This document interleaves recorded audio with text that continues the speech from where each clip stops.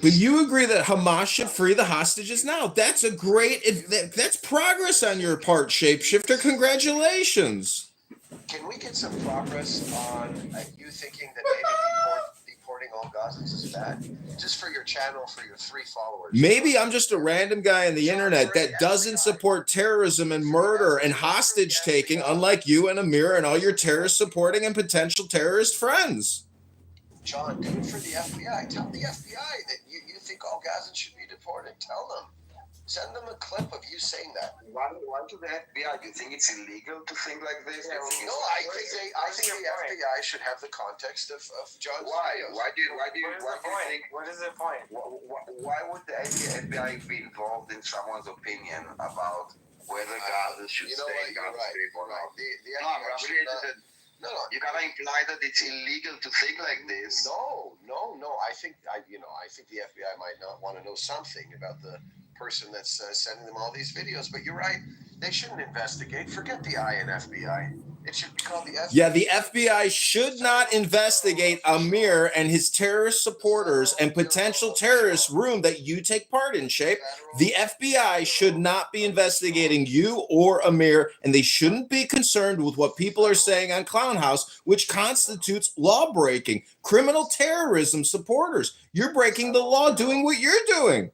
The Federal Bureau of John. John, will you openly renounce and reverse your position on the deportation of all Gazans?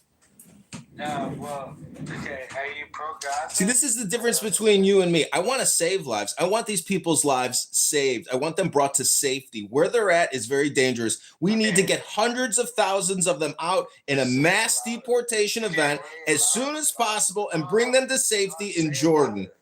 Okay, with all due respect, are you pro-Gazan? John, say it louder. Yes or no? Are you pro-Gazan? Yes or no?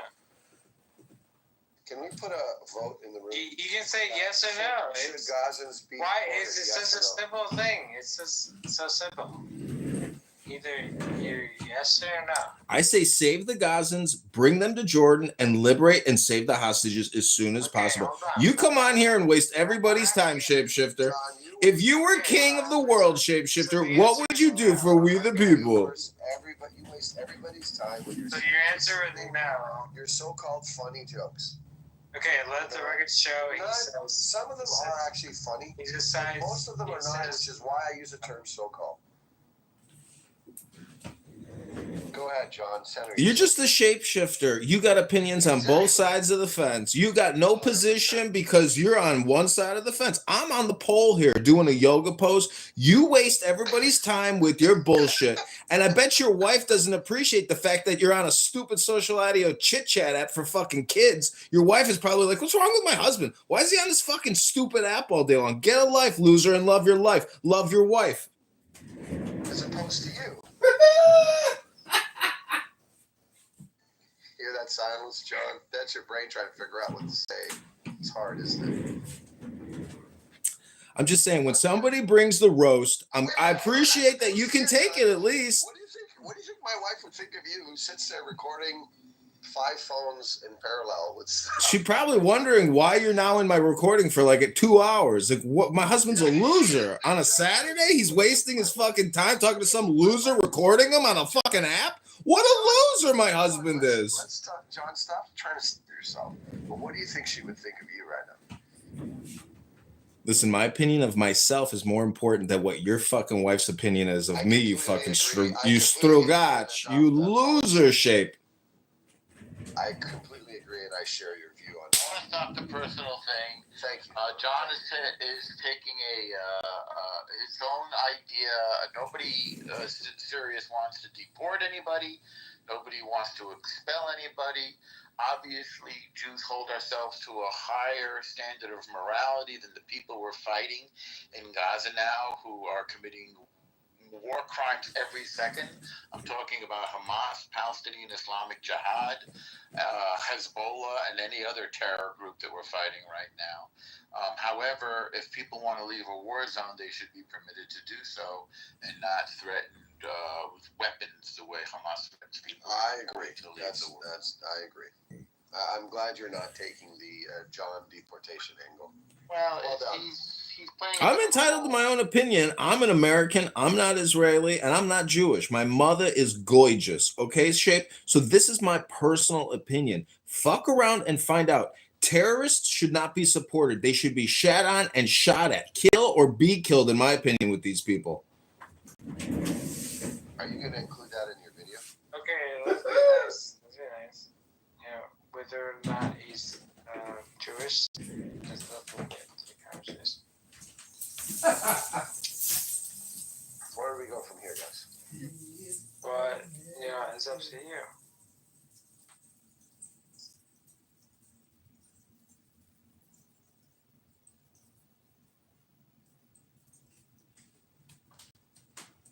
I have a question for Daniel.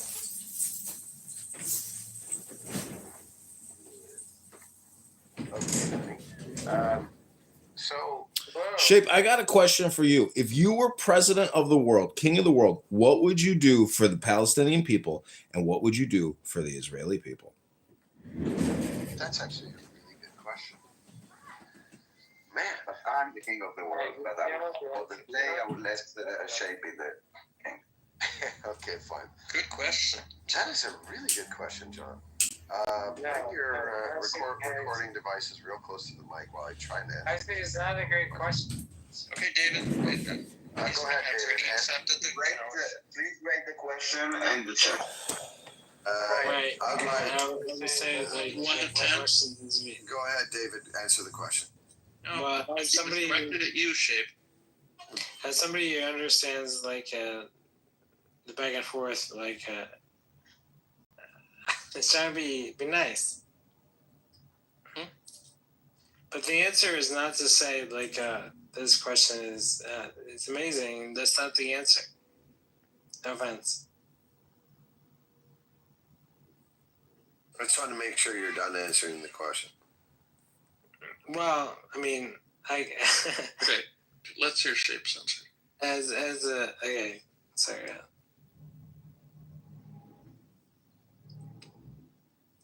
Did it, Shape?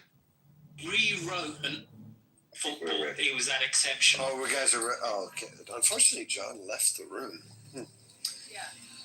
That held you back from a good answer. Yeah. You know, I would say, like, I have a better question, but Go ahead. No, hold on. He's answering this good question, then you can give a better question. No, I choose not to. And He accepted the challenge. I think it's a great question. a minority owner of my beloved Birmingham City. Okay, so I think the question, if I recall it, was like, if I was king of the world, what would I do for the Israelis and the Palestinians? Is that it? Yeah, Palestinian people and the Israeli people. All right, let's go. Okay. First thing that I would do is spend a considerable amount of time recognizing the legitimacy of both sides' causes. It's the first thing I would do. I'd spend a lot of time. It's already a thing that. Wait, what does that mean in actual terms? Like talking about it and getting that out there in the narrative. But I think like. Can you let him finish? No, David, please. Yeah, but no offense. Okay. Let him finish, and then you can criticize or. Yeah, David, shut the fuck up! You're ruining my recording. That's true. I was King of the world. Hit it. Okay, the first thing I would do is spend a considerable amount of time recognizing the legitimacy of I think he's one of the most beautiful, kindest whether people that that be this app has ever personally introduced us addressing to. that in front of the world, directing those that are in my. So I'm a king in this hypothetical. Is that right? Okay, you said I. Yeah, you're an autocrat. You can do whatever you want. Like. Yeah. Yeah, but nobody cares. And you know, You don't answer to anybody. Even what I'm saying, like, nobody cares. and I would just keep repeating that point over and over to make sure that that was known as the official opinion of the crown. Okay. Okay. But there is no crown. No offense. Come on, David, be quiet. I'm trying to be nice. The second Just be thing. silent. The second thing I would do is talk a lot about the dangers of talking about the past. So the first point was acknowledging both causes, right? Acknowledging the legitimacy of both peoples. I wouldn't even say causes. Okay, so you said causes. Okay, so only one people. I'm gonna really, really yeah, well. I'm gonna edit. Years later, Yeah, the I think sets have been peoples is changed, a and better term NFL, they than brought him causes. over, and Because even though causes he was like implies a lot of a history. bunch of prime Is it safe to years in say Canada, the legitimacy he of comes both over, he's- peoples to I remember live in that watching area? one Yes. Sunday Yes. afternoon. No. He No, because throws if you for over say 500 the yards. legitimacy of At a the time- Israelis or at the a Jewish, then time someone's going to say, yeah, they when can be quarterbacks, if you With all threw due for respect, 300 it's yards, wrong. I'm gonna make a proposal. I don't like this, but I'm gonna make it anyway. Can we move David down for about 3 or 4 minutes? Yeah, I wish I could, but yeah. Yeah. No. All right. Did you already do it? That's not nice. That's so he nice. gets Well, then just stop interrupting. I'm trying, but with all due respect, what he's saying With is. all due respect, I'd like to vote yes. Put David in the goo. What's the next question? Because No, the next item on his agenda, I thought. Go for Okay, it. Yaakov, I'm trying to help him. I'm trying to be It's nice. What's the next item on the Yeah, but agenda? with all due respect, Stay focused. David, wait. What's the I next think he item? does actually need help. No, Okay, David, stop. What's the next item? The next item on the agenda is to just simply declare that I'm actively working on a two-state solution. We're no longer debating this. It's no longer debated. There will be a two-state solution. We're not going to look and explore Can I ask other you, paths. with all due respect, can I ask you how? No. All right, hang on. Hold on to your questions, David. So, okay, I don't know. Do we know if either side wants a two-state solution? Has anybody? said- I'm a king. I'm a king. It's my way in this hypothetical. Well, we already have a king in. David, please. Sorry, yeah. David, David, About please. Thank you. Take a break for a bit and drink some water, please. Okay, so then I'm like, okay, there's going to be a two-state solution, and that's the way it's going to be. The third thing I would do, and I don't really mean this as third, like I suppose this could be simultaneous to the other things. I would completely remove all non-nation-based, and like all these terrorists and militias. I would actively remove them. I'd actively remove them, and use force if necessary. Obviously, it's necessary in many cases, but they would be actively removed. That would be like Hamas. Hamas, Okay. Hezbollah, whatever long list of terrorist groups exist, that it would be on. But also, he's talking about like people like in the U.S. No, I think we're talking about it in Israel. The fourth thing I would do is If I was him, I would be talking about the U.S. as well. the fourth thing I would Ask that do. question there. The fourth thing there's one more thing that I would do is I would challenge all Arab nations. I would challenge them to be more active forces for being part of the solution versus what they have been doing historically. David, mute up, please. And so this idea of not granting Palestinian citizenship because they believe in some kind of that this is helping the Palestinians, I'd immediately overrule that and say any and all Palestinians that would like to be citizens of other countries can do so immediately. And I actually would create a somewhat right of it. I would create an automatic citizenship process for a certain class of Palestinian refugees that who can choose to invoke the automatic citizenship in whatever countries they may be in. Those are four things. This automatic class, is that the group that was alive in 48 or their descendants? Like, Yeah, I haven't thought through that because I'm just kind of thinking on the fly. but it's a good question. I would create some kind of association to the group that had some kind of lineage back to 48. You know, I need to sharpen that a bit. Obviously, joins us now. The directional concept is automatic. No offense, no offense, but WWE. So I'm willing to hear your perspective to make it make sense. But as a New Yorker, I'm sure like there's a lot of people that are gonna be like, "What is this guy talking about?" No offense, but I'm willing to hear it. But again, it makes no sense. I think it's troubling having David on stage, especially given that there's probably recording happening. The guy doesn't look good. He's going to wake up tomorrow and regret. Japan's very good at it. Dominican Republic is very good at it. There's some places around the world that are very good at baseball, but it's because they've been doing it now for decades. Okay, why the fuck are you not playing with them? Because they do not want me involved in the Splash a song. Oh, okay, just asking. I'm acting as a lifeguard. So I'd just like to point out to you,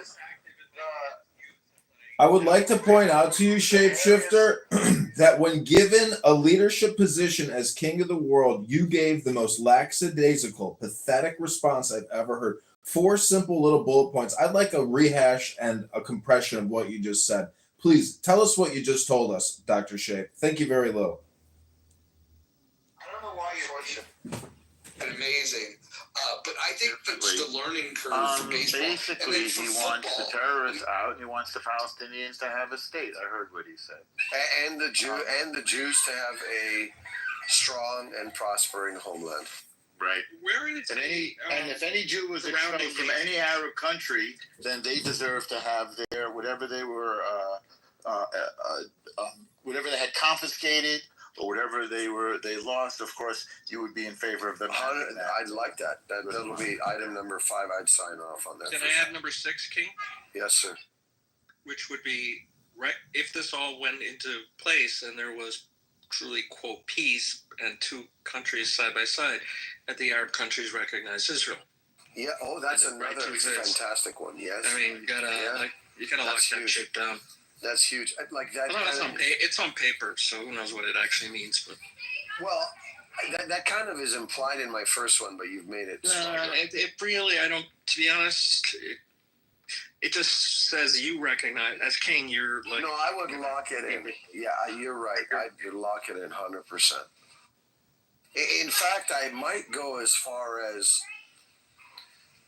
I would go as far as saying, if you don't do this, there will be no 2-state solution. You got to do this first. No, it's going to get done because I'm king, and whatever the king says happens.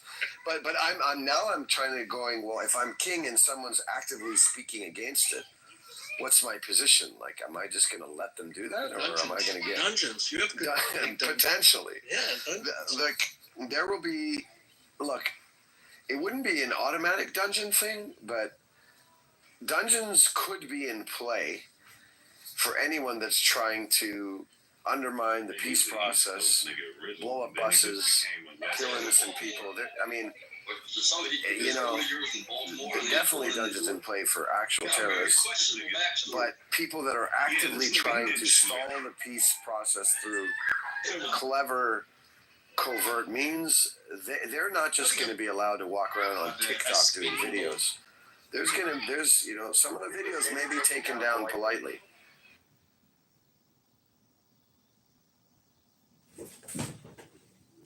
By the way, people like John would. Listen, no personal attacks. I'm sorry if I've been making personal attacks, but I'm just trying to test how strong you really are and whether or not you're a prick. It's one of the things I've never understood. Somebody watched the Oakland A's play a few times.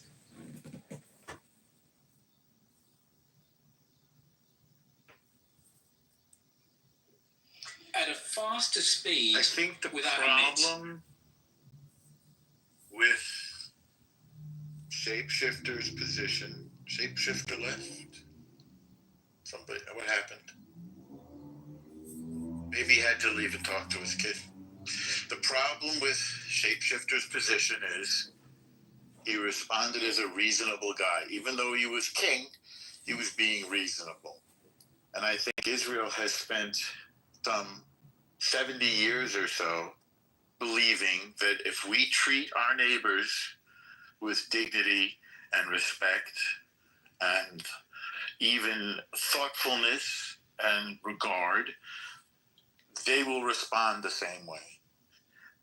And it hasn't really worked very well for us because in many cases they took our reasonable civilized response as weakness and responded with violence, terror, suicide bombings of bus stops and cafes and discotheques. And October 7th. Look at the top. Yeah, because that's what they do when they get the chance, you know?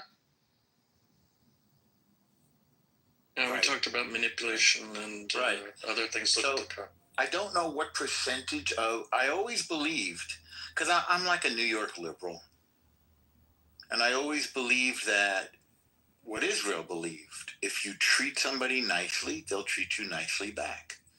But I don't think we're on the same wavelength with our, those of our neighbors who are terrorists, however many there are. And so when we try to make a deal with people who are reasonable, and that includes a Columbia professor, I'm trying to remember his name, but he's famous. He was a student of Edward Said. And what up, Scott Jones? Negotiations. And as far as I know, the most sophisticated and westernized members of this Palestinian Arab group, they do not believe in Oslo. They do not believe in negotiating in good faith. And they are silent when it comes to acts of terror against Israel. So I don't think we even have reasonable Palestinian Arabs on the side of peace, two-state solution, or like a civilized area in which there'd be businesses and hospitals and schools and agriculture and technology. In other words, our vision for a civilized society, what does Soros call it, an open society, is not shared by our neighbors, and we can't sell them on it. So the response of Israel has been, if we can't make a deal with you by being nice, then we're going to be tough. And we're going to, you drive through Israel and you'll see kids on hills, if you're into Judea, throwing rocks at random cars. You'll find occasionally somebody with a long gun, a rifle, shooting at people. They shot a pregnant woman a few weeks ago who was driving to the hospital to have a baby. These are random acts of terror. And what is the answer to that? Put the people in jail, beat them up? I don't know. It's a puzzle, and Israel is willing to defend itself either by talking or by fighting. Whatever the neighbors really get to choose how they want to do it. Hamas has chosen to destroy Gaza. They think this is helping them. Okay, it seems a little strange to us from a Western perspective, but you talk to some of them. There are people from Gaza on this app, and they'll tell you they think they're winning. They're happy. They want to make their children shaheeds. One of the women who formed Hamas in the beginning, back in the 80s, said, I've given 3 of my children as martyrs, and I hope I can give more. So, again, if somebody says they love death more than you love life, what exactly should you negotiate about? Israel's about to negotiate using land. In other words, they seem to feel that land is more important to them than human life. This is what seems to be the case. If anybody disagrees, please let me know.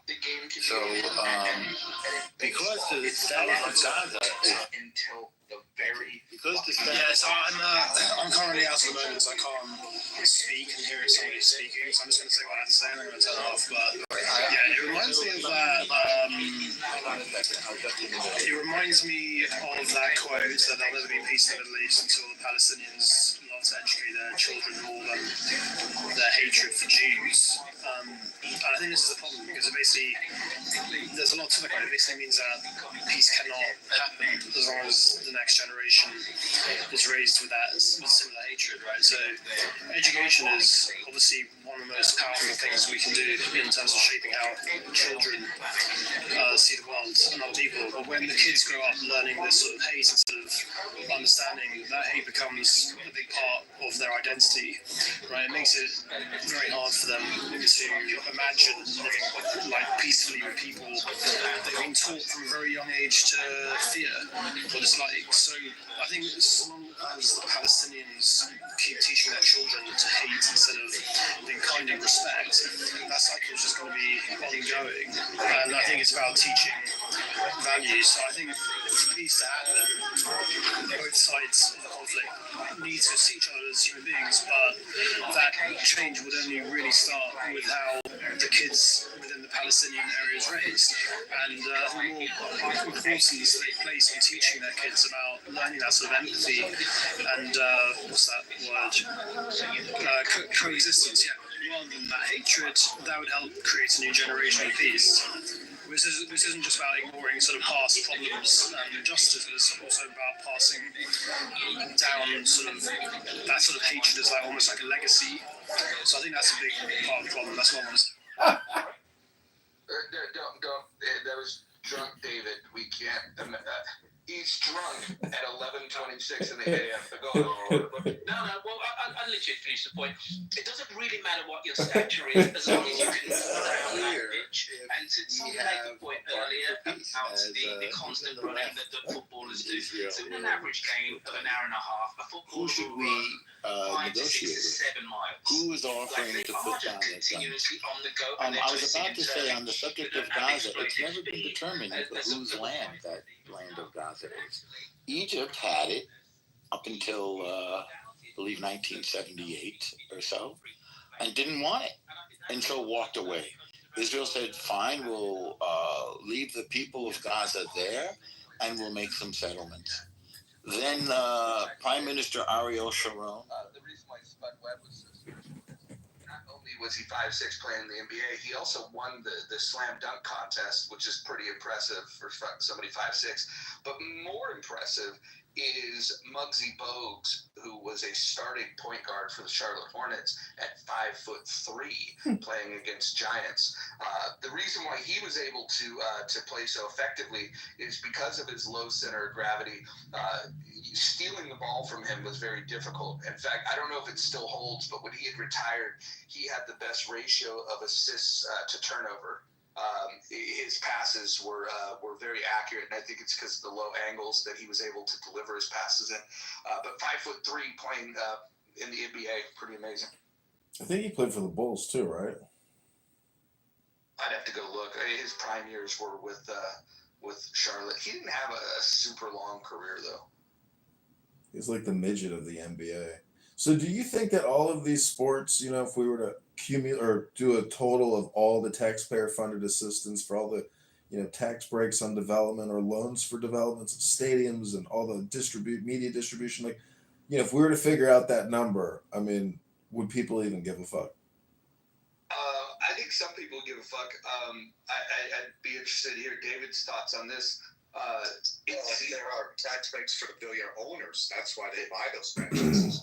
Yeah, so Seattle, the people in Washington and specifically King County in Seattle, they turned down a proposal to pay for the stadium, and somehow, some way, the government disregarded the will of the people and they built it anyways. So even when it was proposed and the people shot it down, they still got the stadium built. Now, I will argue that it's a gorgeous stadium, but nonetheless, the voters didn't want it and still got saddled with the price of it.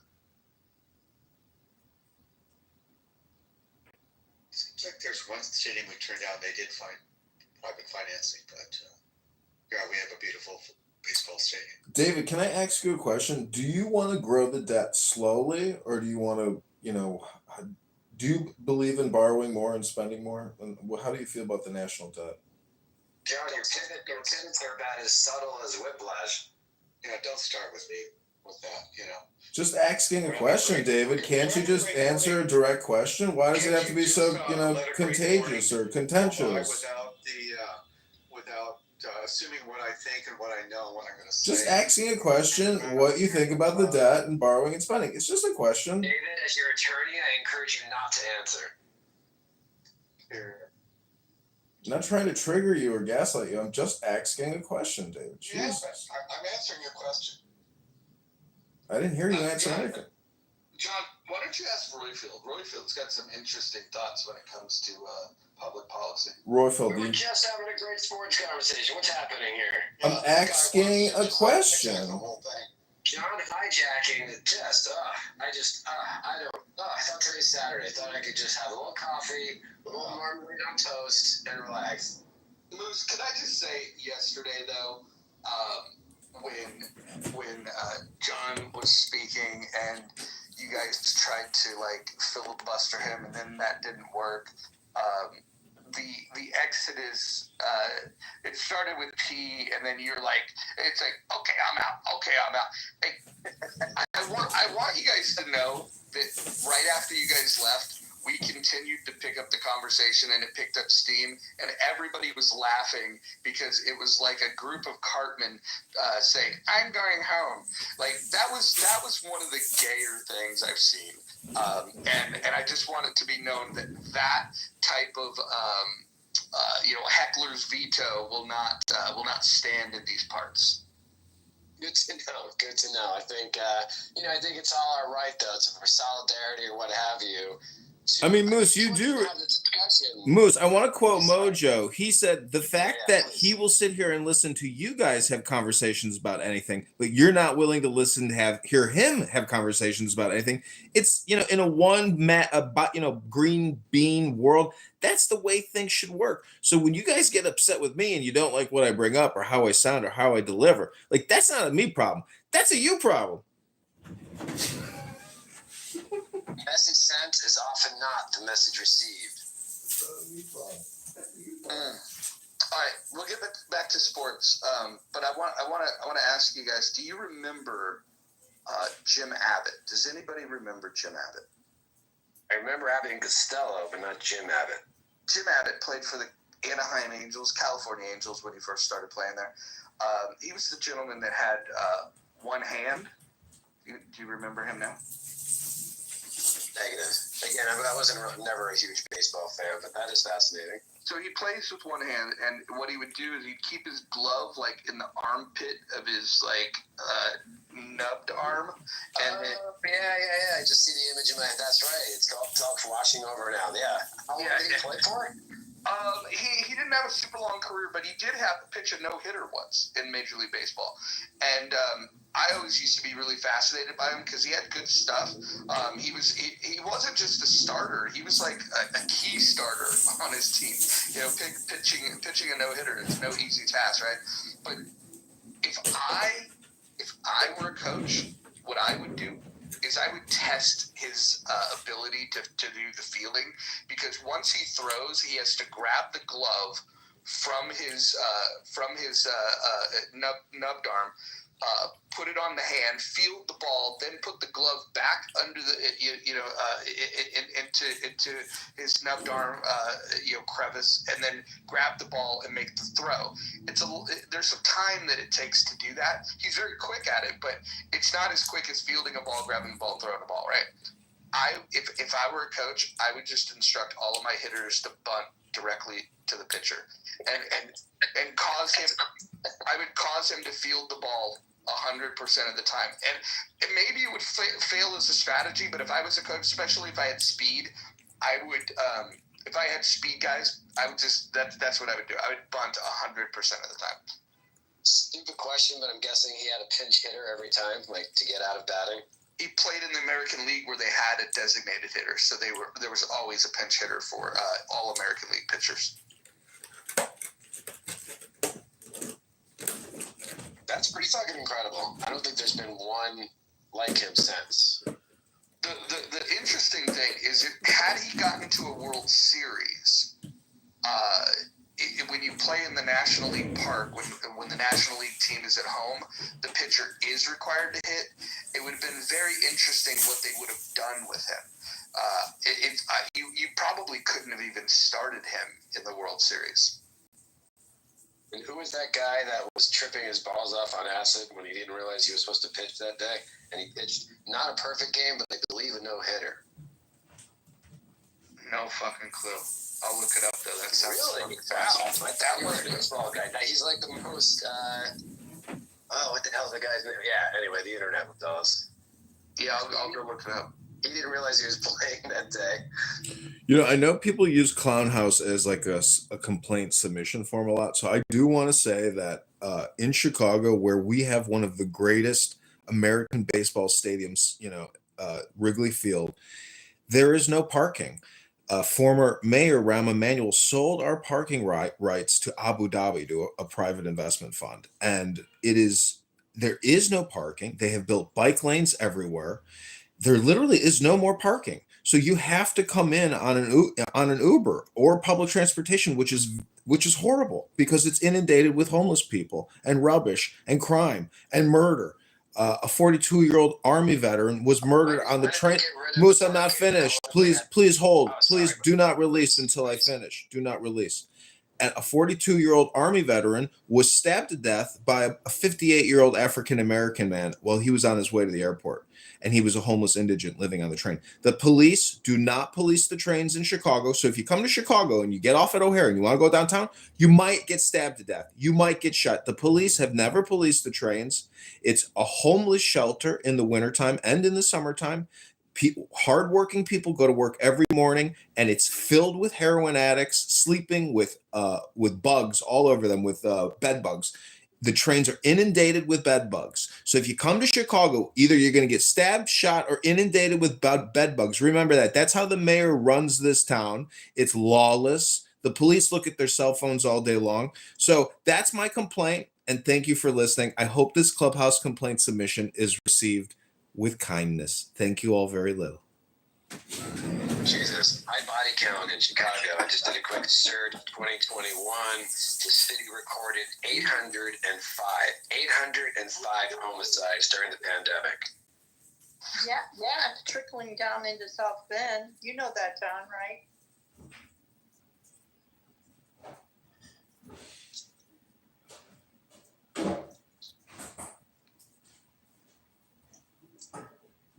Well, the entire Great Lakes area is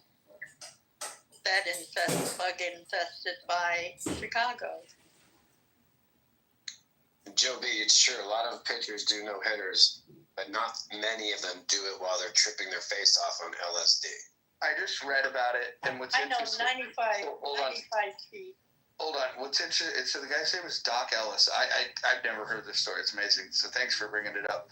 So 1970, this was a time when pitchers were pretty dominant. It was a good era for pitchers. Let's put it that way. But he did get a no-hitter, but he walked 8 batters, including hitting one of them. So apparently his pitches were so erratic, nobody knew what was coming, and so it worked out for him, in terms of not giving up any hits. But he walked 8 people. That's incredible. A lot of those pitches are so fast. That's why he said 95 miles per hour. They rotate into the hit and get themselves knocked out. It is hard to bunt a 98 mile per hour fastball. Have you ever bunted a 100 mile per hour ball? It is no easy task. Not to mention to do it with any degree of accuracy. I said 95. So when I was playing ball, and I only played until I was about, I think once I turned 18, I was aged out. So I played as a kid, and I was good at bunting. I was fast, and I could lay down a bunt. But the fastest that I would see at that age group, I remember the guys that threw heat, quote unquote, it'd come in at about 85. I could still lay down a bunt. I don't know the answer to how hard it would be to bunt a 95 mile an hour fastball because I've never faced one. Well, when I was on my high school baseball team, our coach was like, we had bases loaded. He's like, step into the pitch. I'm like, what? I'm like, you want me? I'm like, are you fucking crazy? Like, I couldn't believe he was asking me to like get myself hurt for the sake of a fucking run. I was like, no fucking way. 100%. I've been in the dugout serving water to people, and I've heard coaches yell that. I've seen guys walk out with black eyes because they listen to their coaches. But the best play is stepping into a 95 mile per hour ball and hitting it solid and hearing that noise. Very touching scene, 70s Walter Matthau movie where he coaches these misfits, the Bad News Bears, and he's telling one of the kids to lean into the pitch to get on base. Very touching, very, very emotional, but hilarious movie.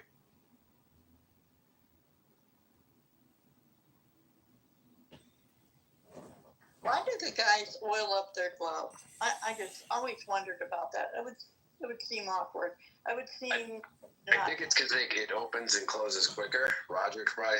No, they're breaking it in. It's a process of breaking it in. Yeah. The real question is, does the outfielders putting the the black shadow under their eyes and really deflect the sun? Does that really work? Do you think there's a gender control in baseball? Because if they had chicks in, lingerie playing baseball, I would definitely go back to Major League Baseball. Do you think that they're like holding women out of baseball? John, you're in luck. There is a lingerie baseball league and a lingerie football league. I heard of the football, but I've never seen the baseball. Is there a Speedo men's team? There is. It's called Victor's Secret. Have you guys seen this team that does like these weird dances and choreography, and they'll like do weird things like a backflip before they field the ball or after they field the ball? Like it's like very performative. Have you guys seen these guys? No, I haven't seen their stuff. It's pretty weird. I've seen it on the internet, but not in real life. I have this book on picture theory, and basically, in my opinion, all communication is spam, including reparations. And when you talk to a person on this app who wants to talk about reparations, in my opinion, it's mostly just political spam. And but I mean, I do like talking about baseball because I used to work at Wrigley Field for ticket brokers. They were licensed by the state of Illinois, and we were running macros on Ticketmaster, and they were making millions of dollars a year buying and selling concert and sports tickets all around the country. And they had an office at Wrigley Field, and we would literally go to the day of game window, and we would put down $100 on the right and then the exact amount for 8 club box on the left. And we would bribe the employee at Wrigley Field who worked for Tribune Corporation, and he would give us reserved club box tickets. We would run those back to our stoop, and we would literally come home with $50,000 in cash from scalping tickets at Wrigley Field legally. And, I know Mojo likes talking about free market economics, but that's real. That's an example of real free market economics, but it is still controlled by the state because you have to have like a $600,000 bond to get the license to be a ticket broker or a scalper. But now all that stuff is digitized. That's still the case, John? Does Ticketmaster still sell tickets? Yeah, absolutely. Ticketmaster is Live Nation now, I believe, or it was bought up by Barry Diller. But tickets has always been a huge business, and I'm sure a lot of people in this room enjoy going to concerts and being at live events safely, where you're not subjective to terrorist attacks. And we live in a very polarized and dangerous world, in my opinion. At the moment, you can go on this app and listen to terrorist supporters and potential terrorists talk about homicidal ideation all night long. And to me, I record all this stuff and put it on YouTube because I think I'm doing the cutting edge filmmaking. But, you know, I might be just as a big a schmuck as the people in those rooms. I don't know. The point is, let's talk about reparations. And welcome to Dr. Mojo's In the Muff. No, let's not. I'm with Joe B on that one. Let's not. You know, this whole thing, every time if you accidentally refresh or hit the back arrow, the whole thing practically forces you to vote. You have to X out like 3 or 4 times. It's quite cumbersome. So here's the thing, right? We've got a poll question here. Do you support the U.S. paying reparations to descendants of slavery? Right now, the do not support have it at 67%. Please consider voting. Where? How do you get? I tried. It's not working. Perhaps a better question would be more granular. Do you support? You can just say flat out yes or no, and then if you do support, like, do you support reparations in the form of U.S. currency? Do you support it in the form of education, for property? Just to say yes or no, because honestly, I don't know how the government would ever come up with a figure, and then would everybody have to bring their birth certificates and their DNA history and their 23andMe, except 23andMe is now bankrupt. Well, so I think what would happen is a couple things. If it were to ever get through, which I don't think it, I hope it doesn't, but because I think it's a bad idea on many levels. But if it were to get passed, I think the most logical way to do it is you're not going to give it to every descendant. You're going to give it to next of kin, and then you'd have a process to prove that you are a descendant of slave, and that you are next of kin. And I think if you did that, then the number reduces to a number where the infighting amongst a community that doesn't receive it would be pretty angry, because families don't always get along. If the oldest is the asshole of the family, I could see people thinking, man, what a terrible idea this was. But here's my advice to anybody that wants to go after the government for this. The biggest resistance is the obvious one, is that people don't want their taxpayers going to pay people that were not a victim of this travesty.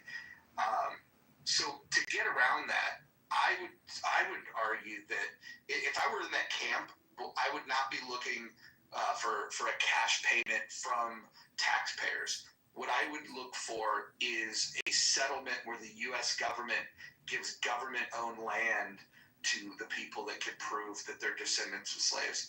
That way, because 28% of all U.S. land is owned by the federal government. I don't believe they need all that fucking land, and I think that's a better argument, and mainly because it eases the resistance. If you start saying, hey, we've got a claim to this, and then we're arguing against the government owning the land, because people don't like the government either. But if you're trying to pass something that's going to impact the taxpayers, I don't think they're ever going to buy it. Well, yeah, look at my whole background. My entire family would get rich. I don't feel like mooching off y'all. Jimmy, are you telling us you're black? From a black family? Are you like Steve Martin in The Jerk? No, I told you read it. My grandson's black. He's adopted. My granddaughter is Hawaiian Polish. My kids are half Irish Hawaiian. Well, I got news for you. The Irish aren't the ones that are going to get the reparations, huh? I know. You do realize that their evidence is solely based on the fact that they believe fiat currency is just an illusion, that you can print up as much as you want, and it doesn't make a difference, and they should be first in line. That is the true premise of their belief, in why they're entitled to it. Not for really any other reason. And I'm singing, rollin', rollin', rollin', keep those dollars rollin', roll high, because we keep just printing shit. Roger, isn't The Jerk with, is that the same movie where there's like these two older black women just sitting on their porch, and I think Steve Martin or one of the characters falls into like a garbage truck by accident, or dives into or something off a bridge? I don't know. And black women say, you know, look at that thrown away perfectly good white boy like that. I don't know if that's the jerk or not. I might be confusing, yeah, but the jerk are classic. The best scene of the jerk is when Steve Martin, he can't find the rhythm in traditionally black music, but then he starts listening to jazz, and all of a sudden he's got his toes tapping and his fingers snapping. Like he's got. It's you got to watch the scene, but the whole premise of the movie is, in my opinion, it's not racist at all. It's just it takes racial stereotypes and it allows you to see just how fucking silly people are regarding the issue of race. I think that the jerk wouldn't play well for today's audiences because people don't have a sense of humor, and so I think that the main thing that people should think about is we used to have an opportunity to have levity around these things. We could talk about them. Richard Pryor was good at talking about it. I was just going to say, Richard Pryor, Gene Wilder. Wasn't it Silver Streak where Gene Wilder's in the bathroom putting on shoe polish on his face and he's trying to dance and there's this black janitor in the bathroom be like, boy, you must be in serious trouble. And the black guy this old black man is teaching Gene Wilder how to dance like a black man in the bathroom. You could never do that today. Correct. Yeah, I don't think you can pull it off. The only way you can do racial humor is if it has to be an exclusively black cast. It has to be written and directed by someone that's black, and you have to allow their interpretation of what's funny. You cannot do that any other direct. Like Blazing Saddles couldn't be made today, but. You kind of have the scene in Airplane where the Leave It to Beaver mother is like, excuse me, stewardess, I speak jive. I mean, arguably one of the best scenes in the movie. Yeah, that's a good scene.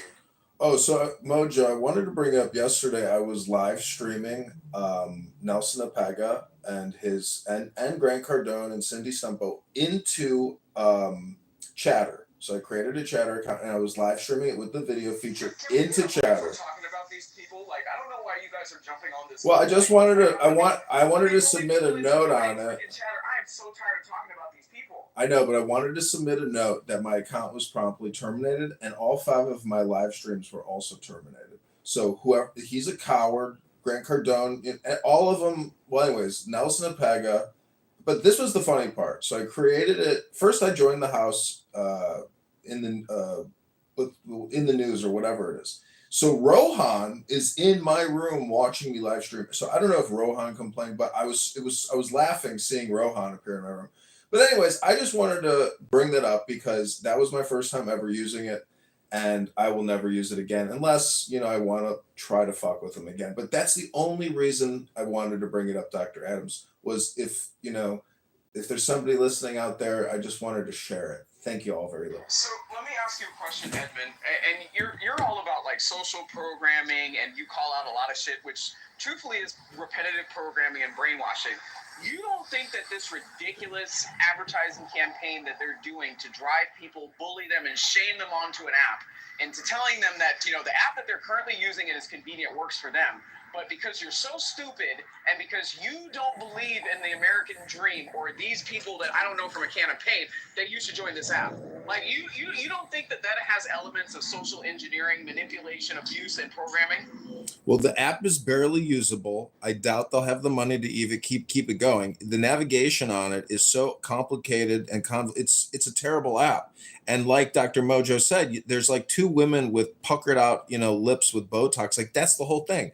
But I thought, as a creator, and I'm intelligent, I think that even banning me shows you that the app will fail, because I was literally live streaming their Clubhouse room back into their own app. They should appreciate creators like me who are helping create content for their stupid fucking app. So my point is, if you get angry over somebody who's trying to amplify your business, you're not a smart business person. And if you listen to the conversation, hold on one sec, between him and Whack 100, Whack 100 is a scary motherfucker. But the thing is, this is all black media content, but it's so homicidal and psychotic and neurotic and trashy. maybe that's what black media is. But nonetheless, I like recording what's happening. And to me, that's my entertainment. So again, I thank you all for listening to me. I'm complete. Can I ask you and Roger a question? Okay, and I don't claim to be the expert on any of this, but can you tell me any sort of vehicle of social media that engaged in a market campaign of degrading, insulting, humiliating, bashing, and brainwashing people into creating some sort of value into going to their platform? OnlyFans. Well, you got to understand, all media is a form of manipulation. And if you do believe that all communication is hypnosis, and you really know what hypnosis is, you will realize that what they're doing is not stupid. It's rather intelligent to be able to mind control people. So I don't know what to tell you. That's what's Has it happening. gotten any more people on the app? There's the opportunity for them to grow up, but they're too stupid to do it. But has it gotten any more people on the app? Because they No, going to it's a scam. These people are fraudsters and people you want to avoid in life. Go to your local church or library and avoid talking to most people. That's my opinion. And these people are the worst of the worst. And if you listen to what they say, it is so violent and so trashy and so terroristic and just absolutely gangster garbage. It should be shocking to you as an American that these are Americans. This is how Americans are speaking. So pay attention, pick your friends closely, know who you are, but also know that these people are scammy gangster terrorists and they're scum. So when you're recording these other rooms, I mean, I don't understand. Like, it's public content, right? You're not CIA like tapping someone's phone. His recorded rooms have more traffic than all of Chatter. It's wild. It's just me. It's very meta, to say the least. It is me just putting phones on a tripod and hitting live stream. That's it. Nothing special. But the truth is, these are like one-off conversations that I've put into a huge database. This is a huge amount of time and manual labor that I've put into this. To me, I'm in like a flow state, having fun doing this. But the fact that people come and create the cast of friends every single day without getting paid to come here and have the same fucking conversations day in and day out, and I can record it all day long. It's like, how is this even happening? How is this app? So did Jack Dorsey, when he opened up Twitter, did he open up Twitter, cast an audience on another app, tell them that they're all stupid, they're all beneath him, and he knows better than them, and they should come over and use their app? Is that how Twitter got their monthly active users? No, but that's how Blue Sky is attempting to do their blow up. And how's that working for them, Mojo? Well, the dumb Democrats are following. See, all these things have. I'm gonna have to agree with Nye there in the chat, John. You know, to label black media as trash because of some clown, the Whack 100 guy, is a wee bit Well, ignorant. if you don't agree with my opinion, I encourage you to type in John Kitover on YouTube and find my YouTube channel and go and search and find it, because to me, it's not even worth recording a lot of this stuff anymore. So, but Whack 100 is a good business person. He knows how to drive traffic. If Whack 100 went in as a business partner in a Chatter would be directly competing with Clubhouse. Okay, that's just a fact. I mean, y'all can have lowbrow opinions about Whack 100. I definitely respect that man.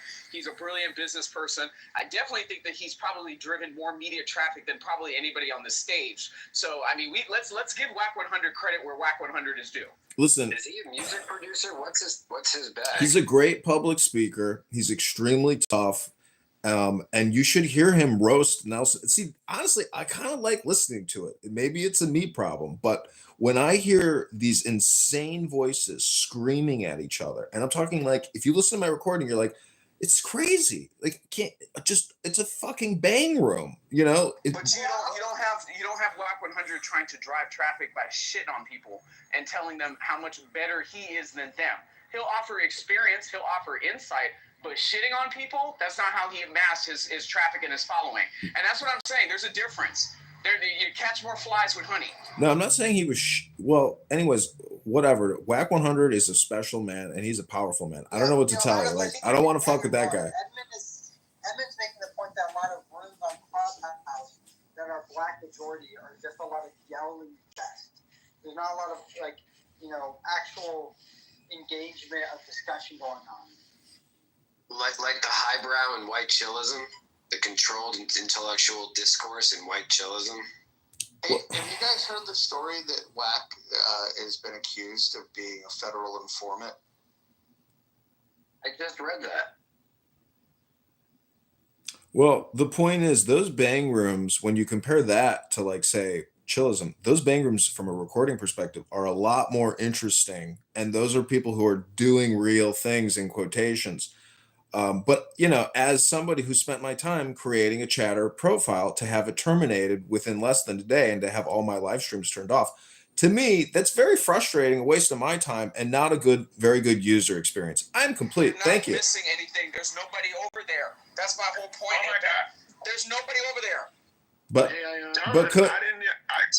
John, you're a real person. Yeah, but compared to Clown House, because I did have like 6, 7, 8 people watching my live stream, and they were all commenting and saying, I just got kicked out of that room. And oh my God, this is great. Thank you so much. So why, if somebody can get me in touch with Nelson Apega, I heard he's got like a watermelon type head and he's not black. He's like an African, But anyways, the point is, you ate that because he is African, he's not black.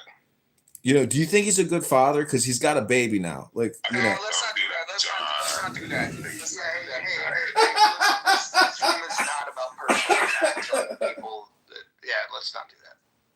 Mojo, this is crazy. What did you build this on the app where you can like? Oh, I'm sorry, that wasn't me saying that. I was quoting what I heard last night from the bang room. What the fuck is this? Like, why does it expose our answer? Yeah, that pissed me off a little bit. I know. Where's the anonymity? I think what needs to happen is we need to just at the next town hall say, yeah, can you fix it? There's a couple fixes. The answers have to be at least 5 characters, which eliminates like yes, no. Yes, no is perfectly good for for a lot of questions, but the other thing is it doesn't add up math very well. I mean, if you look at it right now, we're at 101%, and so there's that, and then exposing the answers is ridiculous. The other thing is I don't like to change your vote. Once you lock it in, you should lock it in. Like, I don't want the winds of change to blow and then, in a room and then people decide they want to change. Wait, I think the vote change is actually... No, it does get weird too because it does switch. So, like, mine was just blue, but I support reparations. I think that one that would actually make it work, I mean, Roger, think about it like this. A way that you could use the little change vote system. Wait, Bobby, you said that you don't support reparations? It gets messy. Give me a minute. It's mostly when you screenshot this, sister. Girl, listen. Oh my gosh, Mojo. But at the same time, like something you could use the little poll feature for. You could use it in the sense of, what's it called? Like, for example, let's say because you usually have an opinion that's usually against the grain with what most people think sometimes, right? Until you start explaining it out and start doing that type of stuff. You could run little rooms. I think you're projecting. Mind, et cetera, where you're the only one who holds the opposite opinion. And then you bring up a stage of everybody else with a different color, and your objective is to see who can turn the other side to the all one stage color first. So you have 2 options. People come up, and it doesn't stop until everybody changes their vote onto one side. I have a question for you guys. So, no, hold on. So, Brad, and for the people who I thought were going to support reparations, like Bubba, did you guys support reparations for the other groups who got them? No. So the reparations discussion is very nuanced. So no, I wouldn't support reparations necessarily for you, but for the 90-year-old black woman in Tulsa who actually lived through Jim Crow and those eras and had her literature that she wrote stolen and then published under a different name by a white journalist. Yes, I would support reparations. No, but here's the thing though. You didn't say it depends. You said you don't support. No, because the overall talking point of reparations is a group of people based on nothing more than the color of their skin should receive some sort of compensation for an inherent. Yeah, you don't think that black people still to this day don't go through things impacted. I think Israel now, especially the people in the Middle East, they know these things.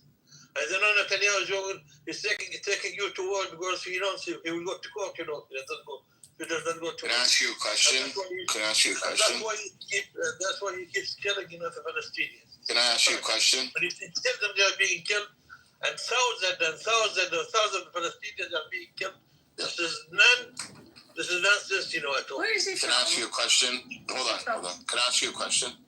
Yes, ask me. So can you give me the answer? Why did they storm the Egyptian embassy yesterday and protest the Egyptian embassy and criticizing why Egypt won't open the borders or help out Gaza? But you're hold on, I'm not done. But you're saying everybody's aware. Are they aware that if they let these terrorists into their country, it'll turn into a shithole, or what are they aware of? You started the state of Israel started on the terrorist state. No, I was talking about the embassy. Hello. I was asking you a direct question. Why are people criticizing Egypt right now? Because they are not standing with the people of Palestine. Oh, so they're not aware. But everybody's aware, but Egypt's not aware. No, you are talking about the government. But when you talk about many people who are living in Egypt, you know their opinion. You know the opinions of the Egyptian people, and you know the opinions of everybody. And you know the Middle East, because you guys do not belong to this Middle East. You are Europeans, you must go back to Europe, to where we belong. Where? What part of Europe am I from? You guys coming from Russia, Poland, Romania, okay. You name it. So you didn't name one country where I'm from? No, you are from there. No, I'm how? You don't even. Are you aware of the different people that are in Israel, the Jews, or do you think they're all from Poland? No. I know the state of Israel, and I know history. Let me ask you one thing. So you know history, right? It's a mix. Okay, so hold on. So I have it's a two-part question. Do you know anything about Christianity? Yes, I know. Okay, so Jesus, where was Jesus born? In Palestine. Not Israel, Palestine. So, okay, what was Jesus? He was a little Jewish boy. No, he's a Christian. No, he was not. He was not. This guy's a I'm fucking a Christian. idiot. He was not a Christian. He was a Jew. He was a Jew. No, he's a Christian. Okay. Okay. But where are you from, actually? You don't have to know my country, but why not? What are you afraid of? What are you afraid of? We just want to have dialogue with you. No, I am from Italy. Where are you from? So what? I don't care. Are you not proud of where you're from? No, I will tell you what. Are you ashamed of where you're from? He's ashamed of where he's. Majority of generational wealth already goes away in less than 2 generations. Yeah, but how is that going to last us? Okay, so you're blaming. So historically, we already know that when it comes down to economy, right, and all of these other things, the reason why Black people don't have that mindset to do those things is because we're disproportionately, impacted by fucking everybody's anger. So, period. And it doesn't matter. Reparations have nothing to do with how we spend the money. It's the money that people are missing for years and years and years. It does matter on how. No, it doesn't. If the entire point of reparations was to get us back on equal playing ground with white people and where they're at, we can't get there if we don't know how to flip that fucking money 10 times over. Hold on, guys. Everyone, hold on. So look, XT, for somebody that said that you don't support it, you're making the worst possible argument for not supporting it. Here's the thing. The claim is that it's a debt that's owed, right? That's the claim, right? And so if it is a debt that's owed, which I have a differing opinion about that. If it is a debt that's owed, then you pay the debt. Where somebody spends it is irrelevant, and your argument about within 2 generations people squander the family wealth, that happens anyways, regardless of how money's collected. So we know this to be true. So that I think you've just submitted the worst arguments. If I was on the fence and I heard that, I think your argument, XG, would actually push me in the other camp. That's fine, but again, what I'm saying is that from my perspective, it hasn't just been a debt that needs to be repaid. It's a debt that needs to be repaid for us to get on equal playing ground with the races that have gotten 400 years of experience ahead of us. Now, when that comes to that point, for me, I'm like, okay, why would I want to accrue a fuck ton of money in a system that's still fucking me over anyway? It's going to be a debt that gets